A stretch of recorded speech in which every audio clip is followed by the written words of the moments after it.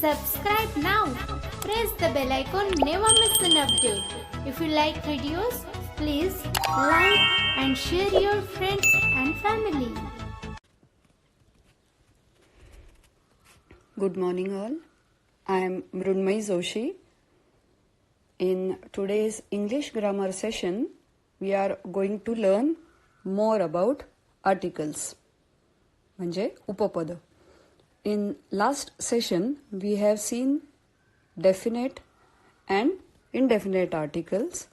What are these type of articles? We have seen something about a and an. This time we will visit them again and we'll also learn about definite article the. तर good morning, मी मृण्मयी जोशी बोलते आहे. आजच्या आपल्या English grammar सेशनमध्ये आपण articles अर्थात उपपद याविषयी जास्त माहिती घेणार आहोत. गेल्या सेशनमध्ये आपण ए आणि एन या इनडेफिनेट आर्टिकल्स बद्दल काही जाणून घेतलेलं होतं, काही बघितल्या होत्या गोष्टी. आता या सेशनमध्ये आपण ए आणि एनला परत एकदा त्यांच्याविषयी थोडं जास्त त्यांचे नियम जाणून घेणार आहोत. तसंच द या डेफिनेट आर्टिकल बद्दल माहिती घेणार आहोत. गेल्या वेळच्या सेशन नंतर एक क्वेरी होती की एच या अक्षरापासून सुरू होणाऱ्या काही शब्दांबद्दल, जसं की ऑनेस्ट, आवर. तर त्या बाबतीत नियम असा आहे की आपण ॲन कधी वापरतो, तर an is used before words starting with a vowel sound. बरोबर आहे. A E I O U हे जे वॉवेल साऊंड आहेत, त्या शब्दाची जर सुरुवात वॉवेल साऊंडनी होणार असेल तर त्याच्या अगोदर ॲन हे आर्टिकल वापरतात. हे आपण गेल्या वेळेस पाहिलं होतं.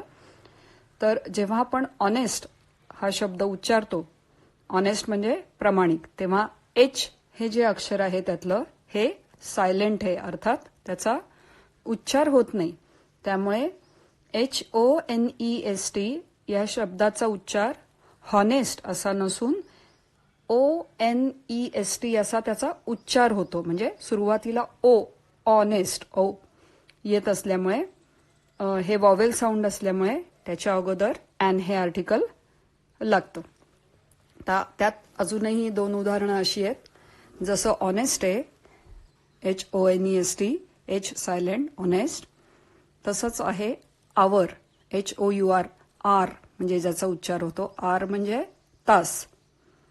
तर आर तिथं एच सायलेंट असल्यामुळे ॲन आवर असं वापरण्यात येतं. तसंच आहे ऑनर. ऑनर म्हणजे सन्मान, HONOUR असं त्याचं स्पेलिंग असलं तरी त्यातला एच सायलेंट आहे. त्यामुळे ऑनर ओपासनं उच्चार होत असल्यामुळे ॲन ऑनर असं म्हणतो. तर हे होतं त्या सायलेंट एच बद्दल.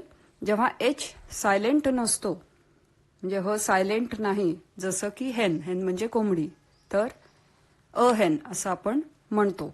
अ हेन पण ॲन आर, ॲन ऑनर आणि ॲन ऑनेस्ट पर्सन. ठीक आहे. सॉरी. तर आता now let us learn about countable and uncountable nouns. We are going to learn about countable and uncountable nouns because there are certain rules for a and an while using them with these nouns. So, what are countable nouns? As the word suggests, countable nouns are those which can be counted with numbers and then they can be used in singular or plural. म्हणजे मोजता येण्याजोगी जी नाम आहेत त्यांच्या ते एकवचनी किंवा अनेक वचनी असं वापरतात. म्हणजे आता फॉर एक्झाम्पल्स आपण पाहूया. ॲपल्स, बुक्स हे काउंटेबल आहेत, ते मोजता येतात. बरोबर आहे. तर हे ॲपल जेव्हा आपण एकवचनी म्हणून वापरतो म्हणजे सिंग्युलर म्हणून वापरतो तेव्हा ए हे आर्टिकल वापरतो. We use article a when it is singular, a or an. So we use article a or an before nouns which can be counted. a आणि an हे आर्टिकल्स जे मोजता येण्याजोगे जी नामं आहेत त्यांच्या अगोदर वापरण्यात येतं. जसं आहे a book, a table, a hat, an apple. आता ॲन वापरलं कारण त्याचा वॉवेल उच्चार आहे एचा. ॲन ॲपल, ॲन ऑरेंज हे एकवचनी होतं म्हणून आपण ए किंवा ॲन वापरलं. आता we can also use numbers before them, म्हणजे वन ऑरेंज किंवा असंही आपण म्हणू शकतो. One orange, one apple. तर जसं ॲन ॲपल म्हणतो तसं वन हा नंबरही आपण अगोदर त्याच्या वापरू शकतो. काउंटेबल नाउन्स बद्दल हा नियम आहे. जेव्हा एखादी वस्तू अनेक वचनी असते तेव्हा लक्षात घ्या ए आणि ॲन वापरत नाहीत. मी परत एकदा रिपीट करते. जेव्हा एखादी वस्तू अनेक वचनी असते, जेव्हा प्लुरल असते, तेव्हा ए अँड ॲन वापरत नाहीत. म्हणजे अ बुक्स हे चुकीचं आहे कारण बुक्स याचा अर्थ प्लुरल, अनेक वचनी. तर त्याच्या अगोदर ए हे आर्टिकल वापरलं जात नाही. तसंच ॲन ॲपल्स हे चुकीचं आहे कारण ॲपल्स याचा अर्थ हे प्लुरल आहे, अनेक वचनी आहे. तर त्याच्या अगोदर ॲन हे आर्टिकल वापरत नाहीत. बुक्स, आता बुक्स याचा अर्थ हे प्लुरल आहे तर आय लाईक बुक्स, तर तिथं ए और ॲन वापरत नाहीत. अर्थात त्यांच्याबरोबर we can use numbers before these articles. इथं त्यामुळे टू बुक्स किंवा हे असं आपण म्हणू शकतो. तर हे होतं थोडक्यात काउंटेबल नाउन्सबद्दल. मोजता येण्याजोगी जी नामं आहेत त्याच्या अगोदर काय वापरावं याचे ते नियम होते. Now let us learn about uncountable nouns. Uncountable nouns cannot be counted. We consider them as whole. जे काही न मोजता येण्याजोगी जी नामं असतात त्यांना एक अख्खं युनिट किंवा अख्खा मास म्हणून धरलं जातं. असे कोणते नाउन्स आहेत आपण बघूयात. एक्झाम्पल आहे राईस, वॉटर, न्यूज. ठीक आहे. आता यांच्या पुढे आपण ए किंवा ॲन कधीही वापरत नाही. अनकाउंटेबल नाउन्स जे असतात त्यांच्यासोबत ए ॲन कधी वापरत नाही. त्यामुळे अ राईस म्हणत नाही आपण, अ वॉटर म्हणत नाही. आता मग प्रश्न पडतो की मग त्यांना मोजतो कसं आपण, म्हणजे राईस, वॉटर हे आपण कसं मोजतो. तर we can use different units. आपण त्यांच्यासोबत युनिट्स वापरतो. जसं की बॉटल असेल किंवा केजी असेल, ग्रॅम असेल, लिटर असेल. ही मोजण्याची जी मापकं आहेत त्यांच्याबरोबर त्याचा वापर होतो. So we use these units to count them. So we say a bottle of milk. A milk म्हणणार नाही आपण, अ मिल्क चुकीचं आहे कारण हे मिल्क हे अनकाउंटेबल नाउन आहे. त्यामुळे अ बॉटल ऑफ मिल्क किंवा अ ग्रॅम ऑफ राईस. ठीक आहे, ग्रॅम किंवा केजी. किंवा a cup of coffee, a cup of T. असं आपण म्हणजे त्यांना ॲड्रेस करताना त्यांच्या अगोदर ही युनिट्सच्या अगोदर अ किंवा ॲन वापरलं जातं.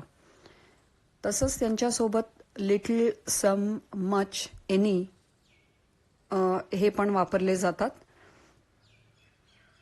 यांना आपण ॲडजेक्टिव्ज म्हणू शकतो. तर हे होते अनकाउंटेबल नाउन्स. त्यांच्याविषयी हे आपण नियम पाहिले आणि आपण काही उदाहरणं बघूयात अनकाउंटेबल नाउन्सची. ते आहेत gold, sand, sugar, chocolate, rice, milk, news. ठीक आहे, हे सगळे अनकाउंटेबल नाउन्स आहेत.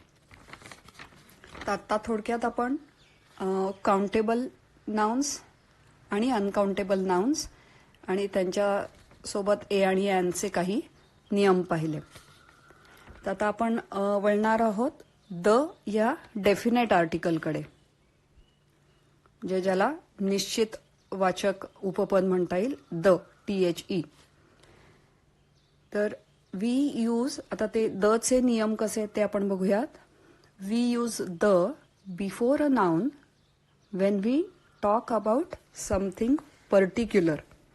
म्हणजे एखाद्या ठराविक किंवा विशिष्ट गोष्टींबद्दल बोलताना द हे आर्टिकल वापरण्यात येतं. आता मी एक उदाहरण घेऊन स्पष्ट करते. This is a cupboard. CUPBOARD, cupboard. Cupboard म्हणजे कपाट. धिस इज अ कबर्ड म्हणजे हे कपाट आहे, कोणतंही कपाट या अर्थाने. धिस इज अ कबर्ड अशासाठी वापरलं की जेव्हा कोणतंही कपाट आपण म्हणतो तेव्हा आपण नियम पाहिला होता की हे आर्टिकल वापरण्यात येईल. पण आता हेच कपाट जेव्हा मी म्हणते की this is the cupboard in which I keep my clothes, म्हणजे I am talking about a particular cupboard where I keep my clothes. त्यामुळे त्याच्या अगोदर आपण द कबर्ड असं द हे आर्टिकल आपण वापरलं. तर हा झाला पहिला नियम की we use the when we talk about something particular. तर त्याचा दुसरा नियम आहे we use the before a noun when we have spoken about it earlier. म्हणजे ज्या नामाचा आपण बोलण्यात आधी उल्लेख केलेला आहे त्याच्या आधी द वापरण्यात येतं. आता परत एक उदाहरण घेऊया. I had an orange. माझ्याकडे एक संत्र होतं. I had an orange. I gave the orange to my friend. So it refers to the orange that I had. जे याचा उल्लेख आपण ज्या आधी केलेला होता ते ऑरेंज. त्यामुळे I gave the orange to my friend. I had an orange. I gave the orange to my friend.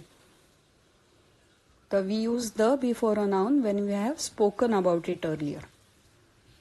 आता त्याचा दुसरा नियम आहे we use the before things that are only one of their kind. ज्या गोष्टी एकमेव आहेत त्यांच्यासाठी सुद्धा द हे आर्टिकल वापरतात. ही उदाहरणं लक्षात ठेवा. Example, the sun, the earth, the moon, the sky. आता हे या एकमेव गोष्टी आहेत. त्यामुळे the sun, the earth, the moon, the sky. अनेक सन नाहीत त्यामुळे द सन. त्यामुळे त्याचा उल्लेख कायम द असा होणार. आता वी जनरली, त्याचा पुढचा नियम आपण आता आणखीन एक बघूयात की याला अपवाद कुठला आहे. Generally we do not use articles before proper nouns. म्हणजे I am the Mrunmayi Joshi आपण असं म्हणत नाही. त्यामुळे जेव्हा नाव येतं प्रॉपर नेम त्याच्या अगोदर द वापरत नाहीत किंवा ही वापरत नाहीत. We don't use or the before proper nouns. त्यामुळे आय एम मृण्मयी जोशी हे करेक्ट आहे. आता त्यालाही काही एक्सेप्शन्स आहेत, काही अपवाद आहेत. काही रिव्हर्स जसं गंगा आहे, नाईल आहे. म्हणजे जेव्हा रिव्हर्सचा काही स्पेसिफिक उल्लेख येतो तेव्हा द गंगा किंवा द नाईल आपण म्हणतो. ओशन्स आहेत तर द पॅसिफिक ओशन. माउंटन्स आहेत काही, द आल्प्स, द हिमालयाज. किंवा काही फेमस बिल्डिंग्स आहेत जसं काही रेड फोर्ट तर the Red Fort, the Eiffel tower.